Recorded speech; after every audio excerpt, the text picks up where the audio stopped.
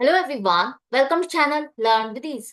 आज हम सीखेंगे समझेंगे सीबीएसई 2023 क्वेश्चन पेपर में जो आपसे क्वेश्चन पूछा गया था शेयर कैपिटल से रिलेटेड।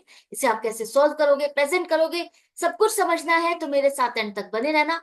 ऑनलाइन क्लासेस के लिए आप मुझे स्क्रीन पर दिए गए इस नंबर पर व्हाट्सएप कर सकते हो अपना नाम और क्लास। और अगर आप सॉल्यूशन ढूंढ रहे हो टीएस ग्रेवाल और DK Goyal new edition book के, तो चैनल की प्लेलिस्ट को क्लिक करो, आपको सभी सॉल्यूशन अपलोडेड मिलेंगे। कम्युनिटी सेक्शन पर क्लिक करने पर आपको एमसीक्यूज मिलेंगे क्विज की फॉर्मेट में और एमसीक्यूज के सॉल्यूशंस है शॉर्ट्स में। तो बहुत कुछ है चैनल पर, विजिट द चैनल। अच्छा लगे तो शेयर और सब्सक्राइब जरूर करना। तो क्वेश्चन में दिया है कि संदेश लिमिटेड एक कंपनी है जिसकी ऑथराइज्ड कैपिटल क्या होती है? मैक्सिमम लिमिट जितने कंपनी शेयर्स इशू कर सकती है, पब्लिक को ऑफर कर सकती है। अब यहाँ पर रुपीज लिखा है, ये नंबर ऑफ शेयर्स नहीं है, ध्यान से रीड करना। रुपीज लिखा है 30 लाख रुपीज। 10 रुपए का एक शेयर है, 10 रुपए फेस वैल्यू है। तो आपके नंबर ऑफ शेयर्स कितने हो गए? 30 lakh divided by 10, 3 lakh shares हो गए। Maximum 3 lakh shares company issue कर सकती है, पब्लिक को ऑफर कर सकती है। कंपनी ने 3 लाख शेयर्स में से 70,000 शेयर्स पब्लिक को ऑफर किए, इशू किए। एप्लीकेशन कितनी मिली है? पब्लिक कितने शेयर्स खरीदना चाहती है? 69,000 शेयर्स की हमें एप्लीकेशन मिली है। अब कंपनी को जितना भी पैसा था, 10 रुपए पूरा डिमांड किया, सारा पैसा मिल गया, लेकिन सिर्फ 3,000 शेयर्स ऐसे हैं, 3,000 शेयर्स जिस पर कंपनी को फर्स्ट एंड फाइनल कॉल पर 2 रुपए नहीं मिले और कंपनी ने इन शेयर्स को फोरफीट कर दिया। आपको बैलेंस शीट बनानी है, कैसे बनाओगे? तो सबसे पहले देख लेते हैं।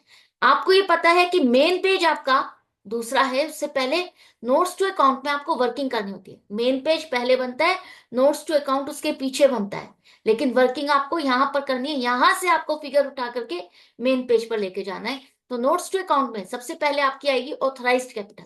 शेयर कैपिटल की पूरी डिटेल आप लिखते हो कि आपकी कितनी मैक्सिमम लिमिट है, आपने पब्लिक को कितने ऑफर किए, कितने रुपए का शेयर है, पब्लिक ने कितना अप्लाई किया, कितना पैसा मिला, सब कुछ डिटेल देनी है।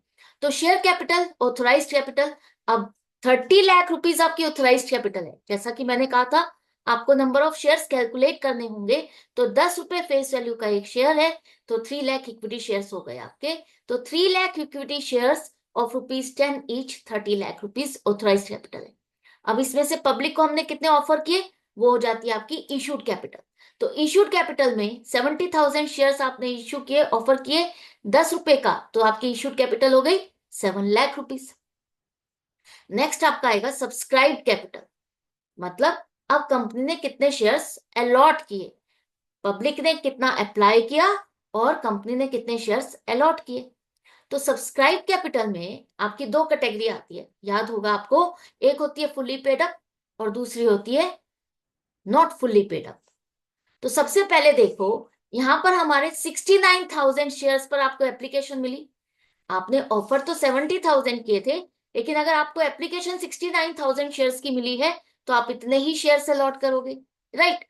हमने इतने शेयर्स अलॉट किए 69,000, उसमें से 3,000 शेयर्स जिस पर पैसा नहीं मिला तो कंपनी ने फोरफीट कर दिए।